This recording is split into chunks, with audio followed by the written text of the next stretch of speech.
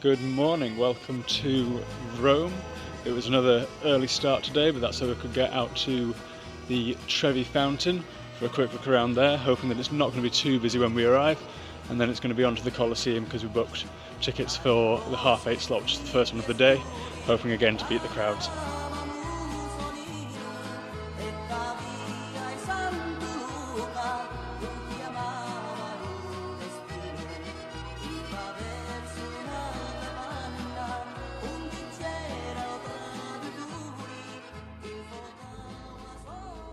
The day started at the Trevi Fountain, which was built in the 18th century and is the largest Baroque fountain in the city.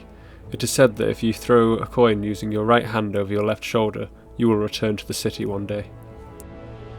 It was then time to start heading to the Colosseum.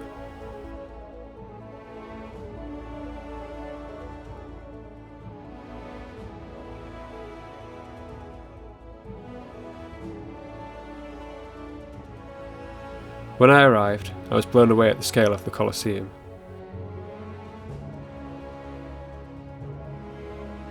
After queuing up and going through security, I started to explore around the ground floor. I had paid for a ticket which allowed me to see the arena section as well. If you want to get a ticket, I'll leave a link in the description to where I bought mine from.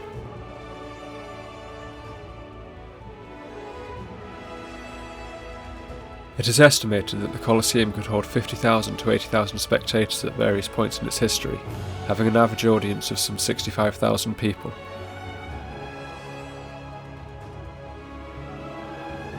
One of the main purposes of the Colosseum was for gladiatorial contests.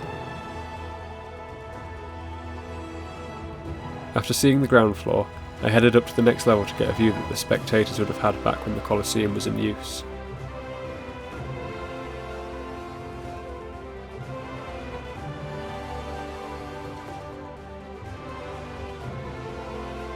If you are ever in Rome, then this goes down as a must visit for anyone. So just finished in the Colosseum, spent about 90 minutes there. Really fun to have a look around. Definitely make sure you pre-book a ticket though, because the queues were absolutely ridiculous when we were coming out and we got there at the earliest slot, so definitely do that online. I think you've got to book about a week before when it opens up, so be there ready at about 8:30 in the morning and get your tickets. The ticket that I bought also allowed me into the Roman Forum and Palatine Hill area. I walked a little away from the Colosseum to one of the further entrances in order to avoid joining another long queue.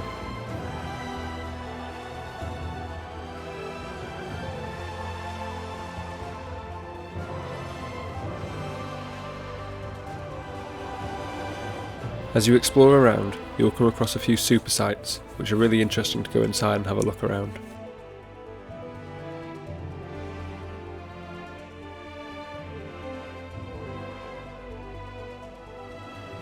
The Roman Forum was the centre of day-to-day life in Rome, the site of triumphal processions and elections, and a venue for public speeches.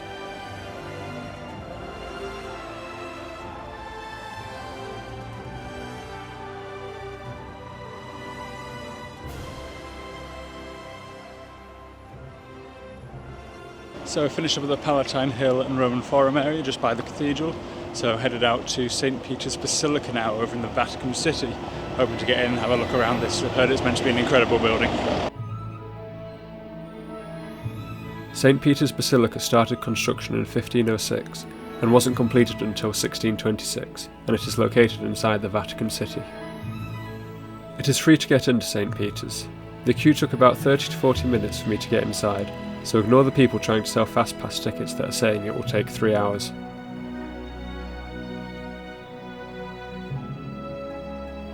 Inside, I was blown away by how incredible all the detailing is. Wherever you look, there is something to take in. It is also possible to climb up to the dome of the Basilica, which is the highest dome in the world.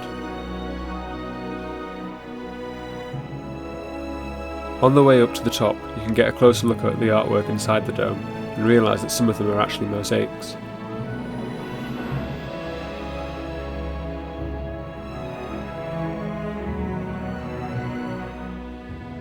Just when you thought it was over, 165 more. Oh, we have finally made it to the top. 551 steps later. I think the climb was worth it. At the very top, you can get a 360-degree view across the city. Unfortunately for me, the clouds had gone grey by this point of the day, but that didn't stop the views looking stunning.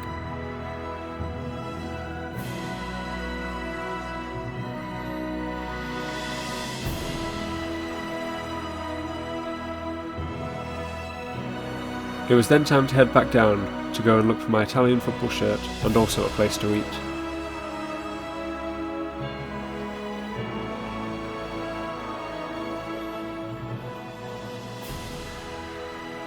So back down on the ground after going all the way up to the highest dome in the world. Definitely recommend just taking the stairs option. The elevator seemed like a bit of a scam. For only €2 more you could do the elevator, but with steps you could also just skip the elevator queue and just speed run up. The steps for that part weren't even that steep, but after that it became very thin and narrow, so if you're claustrophobic, maybe don't do it. I headed back into the centre of the city in order to go looking for my Italian football shirt, and I was lucky enough to find it relatively easily. Italian football shirt has now been collected, so it was a success on that front. Went to the Adidas store in the centre to find it. I think it was about €100 that I spent, so very happy with that. We then found a nice little Italian restaurant to go for tea, and the only thing on my mind was pizza. So that's it for day one in Rome. This is the new Italy shirt, fits nicely, so I'll catch you on the next day.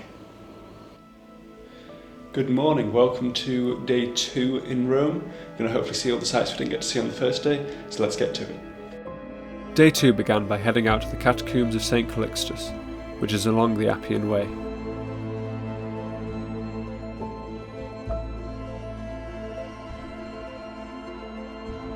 It costs €10 to go inside on a tour, but unfortunately for me you're not allowed to take photos or videos, so here's some Skyrim footage that I'll have to make do. This is the catacombs that contain the Crypt of the Popes, which once contained a lot of the popes from the 2nd to the 4th centuries. The catacombs are spread over 4 floors, with the newest bodies being furthest down as new layers are dug to accommodate more people.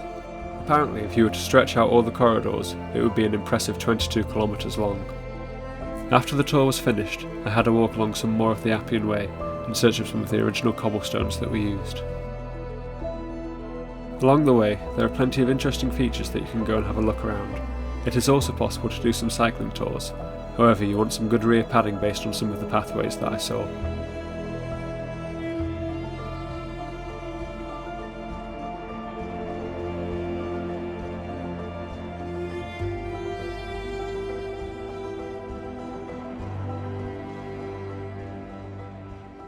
Heading back into the centre, I was en route to the Spanish Steps.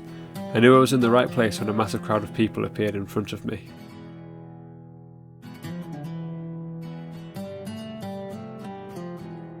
So I've just washed my face at the fountain. It's at the bottom of the Spanish Steps. Very, very busy location, and I couldn't tell you how many people there are here as an estimate. Definitely still come and have a look though, but maybe come early in the morning if you want it all to yourself. There are 135 steps here leading up to the Trinita dei Monti church, which is free to go and look around. However, it is quite small.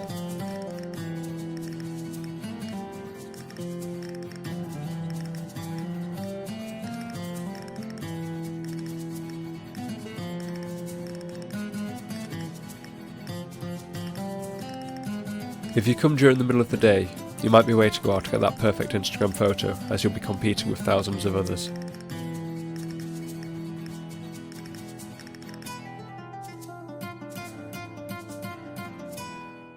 So I've just finished up having lunch, went for a really nice pasta.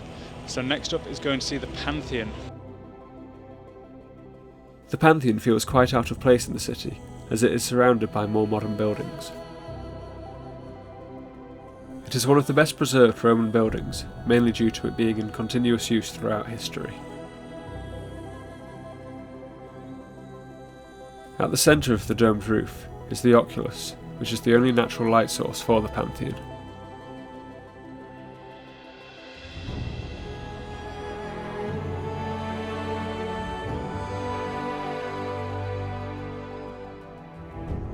So just finished up the visit to the Pantheon, paid €5 for a ticket to enter, and it is absolutely stunning inside, so definitely go and have a look at it. Don't know how they made that back in the day, but wow. I then grabbed some gelato before heading out to my final stop of the day, which was the Castel Sant'Angelo.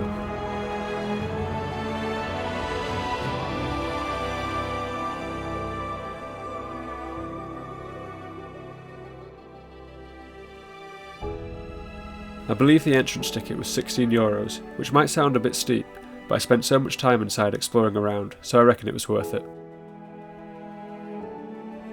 There are multiple sections throughout the castle, ranging from viewpoints to exhibitions.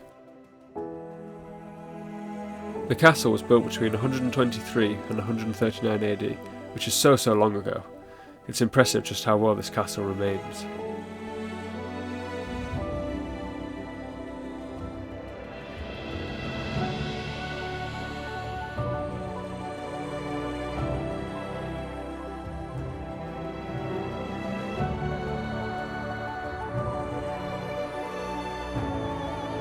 This was a perfect place to end my time in Rome, with the sun setting over the city I'd been exploring around the last couple of days.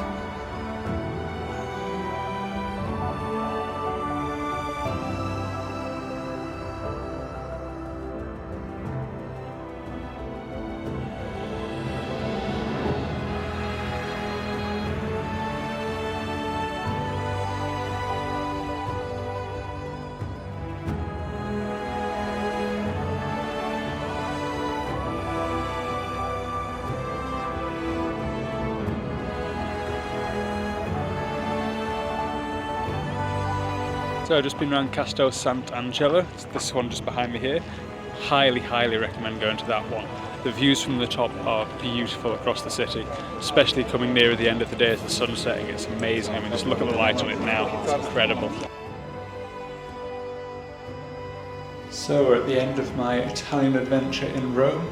Really enjoyed my time here, although it has been very crowded and busy at all the places I've been to, and that's saying something because it's October. I'd hate to see this in the peak of summer, but I have enjoyed my time, so I definitely recommend coming and having a look for yourself, and I'll catch you on another video soon.